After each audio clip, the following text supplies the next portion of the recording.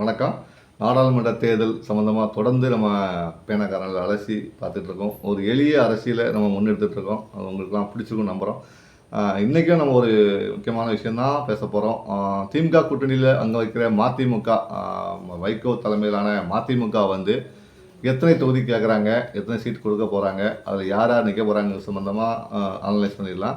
இப்போ பார்த்தீங்கன்னா திமுக கூட்டணியில் இருக்கிற மதிமுகவுக்கு 3 இடங்கள் தர வேண்டும் என்று திரு வைகோ அவர்கள் கோரிக்கை வச்சிருக்கிறதா சொல்கிறாங்க. ஆனால் திமுக தரப்பில் 1 அல்லது 2 சீட்டு வழங்கப்படலாம் என்ற தகவல் தான் வெளியாக இருக்குது. அதிலும் குறிப்பாக வைகோ அவர்கள் கேட்குற தொகுதி பார்த்திங்கன்னா விருதுநகர், திருச்சி உள்ளிட்ட 2 தொகுதிகளை அவர் முன்னிலை வச்சிருக்காரு. மற்றொன்று வட மாநிலங்களில் கேட்டிருக்கிறதா சொல்லப்படுது. இதில் திருச்சி அண்டு விருதுநகர் தொகுதியில் யார் போட்டிடுவா, ஒருவேளை மதிமுக ஒதுக்கப்பட்டால் யார் போட்டிடுவா அப்படின்னு ஒரு கேள்வி வரும் இல்லையா?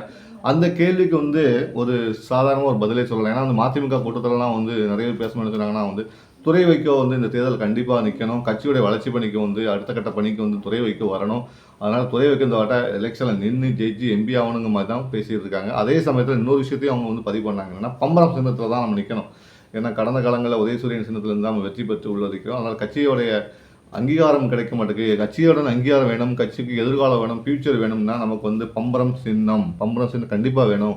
அதனால் நீங்கள் என்ன பண்ணுங்கள், தேர்தல் ஆணையத்தை பதிவு பண்ணுங்கன்னா ஏற்கனவே தேர்தல் ஆணையத்தை வைக்க பண்ணி திமுகட்டையும் ஒப்புதல் கொடுத்துருக்காங்க. திமுக தரப்பு என்ன சொன்னாங்கன்னா, உங்களுக்கு மட்டும் இல்லை விடுதலை சித்திகள்கிட்டமே நாங்கள் உதயசூரியன் சின்னத்தில் நின்றுங்க, ஏன்னா வெற்றி வாய்ப்பு பிரகாசமாக இருக்கும், போட்டிகள் அதிகமாகிட்டு இருக்கு, அதனால் நீங்கள் உதயசூரியன் சின்னத்தில்தான் வெற்றி வாய்ப்புகள் அதிகமாக இருக்கும், நமக்கு வெற்றி தான் முக்கியம் அப்படிங்கிற மாதிரி திமுக தரப்பு சொல்லியிருக்காங்க.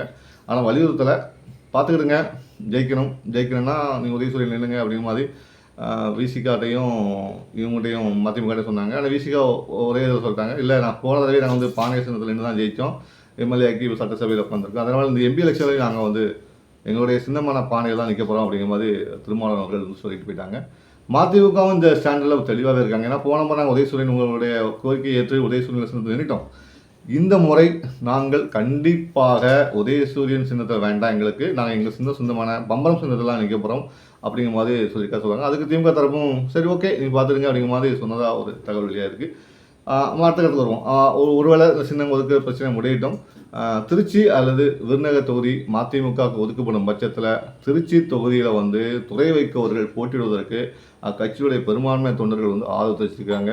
தற்போது திருச்சி தொகுதி யார்கிட்ட இருக்குது அப்படின்னு நீங்கள் கேள்வி கேட்டிங்கன்னா, திருச்சி தொகுதி தற்போது காங்கிரஸ் தொகுதி, காங்கிரஸ் கிட்ட இருக்குது. காங்கிரஸுடைய எம்பியாக முன்னாள் மத்திய மந்திரி திருநாவாஸ் அவர்கள் இருக்கார். தற்போது பார்த்திங்கன்னா திருச்சியில் நிறைய பிரச்சனைகள் இருக்குது. என்னென்னா திருச்சியை யாருக்கும் கொடுக்கக்கூடாது, இந்த முறை திமுக தான் போட்டிட்டோம், ஏன்னா திமுக சாதகமான தொகுதி, நாங்கள் களப்பணியாற்றி வச்சுருக்கோம், நீங்கள் கூட்டணி கட்சி கொடுக்கக்கூடாது, திமுகவிலே அவங்க ஒரு சின்ன சின்ன பிரச்சனைகள் ஓடிட்டு இருக்கு. இருந்தாலும் கடைசி நேர மாதலுக்கு முதலமைச்சர் வேண்டுகோள் கேட்டு கூட்டணி கட்சி ஒதுக்கும் போது அவங்க கண்டிப்பாக வேலை தான் பார்க்க போகிறாங்க. அதில் மாற்றம் கிடையாது, வெற்றி வாய்ப்பு கருத்தில் கொண்டு அந்த அடிப்படையில் திருச்சி மதிமுகக்கா காங்கிரஸ்க்கா கிடைக்குமா இனி வரும் காலங்கள் தான் சொல்லப்படும். திருச்சி கிடைக்கும் பட்சத்தில் அல்லது விருதுநகர் கிடைக்கும் பட்சத்தில் அந்த தொகுதியில் துறை வைக்க போட்டிடுவாரா என்பது குறித்தும் காலங்கள் தான் பதில் சொல்லும். தொடர்ந்து நம்ம அரசியல் பேசுவோம். நான் உங்கள் பேனாக்காரன். நன்றி.